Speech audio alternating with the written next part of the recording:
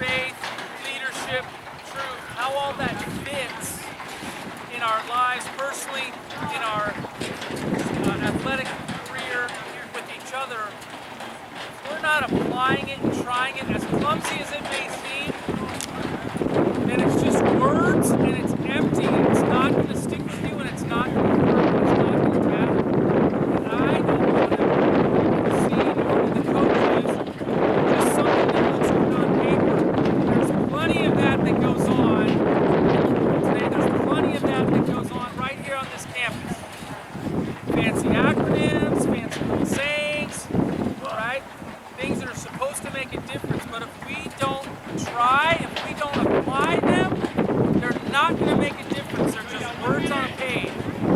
Okay? And I'm not trying to say that that's what you're doing. I'm just saying that that is a trap we can fall into. I don't want to fall into it, so I have to practice it. The coaching staff, and you have to practice it. How are you each and every day in your personal life and out here applying and practicing, again, as awkward as it may seem, loving your teammates, showing leadership, having faith, having courage, etc. What does it look like to you? Practice it, as clumsy as it may seem. When you first start pole vaulting, you're not an expert on the plan and the takeoff and everything else. When you're coming out of the blocks, you're not an expert right away. You're clumsy. When everything you do in life, when you first started, very few people are experts at anything. You have to go through the clumsy phase, awkward, etc., until you master it. It's the same way with the virtues. You have to apply them and be awkward with them and work the craft until it becomes second nature.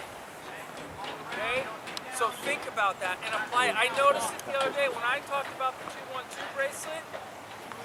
I wonder, and I want you to have the courage to be honest, those of you that were here last year and received one, how many of you still have your 2-1-2 bracelet? Show of hands.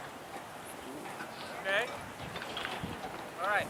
So out of everybody that got one, we still have someone that have it. I appreciate that. Don't forget to now, of those who raise their hand and know they still have it, do you know where it is? Okay, bust it out. Okay?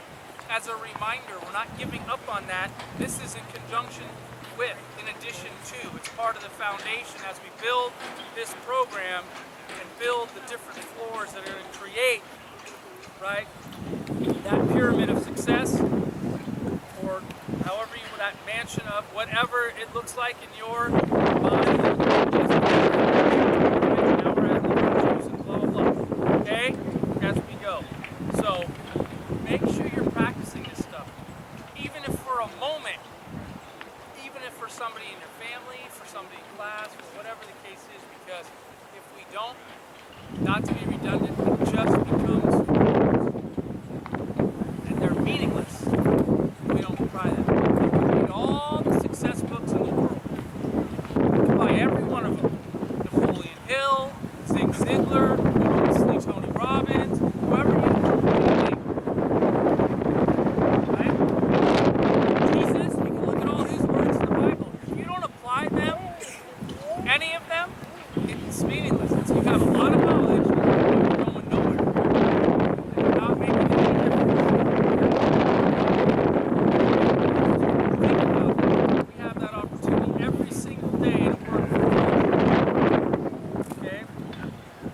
We have a nice opportunity tomorrow. We have a try-me against Cal and San Ramon, 2 good programs. Okay, and we're going to have to be on point. No excuses. And like I said before, I'm not asking you to go out there, and if you're a 50-second 400-meter runner, I'm not asking you to go out and run 47. Dude, that's great.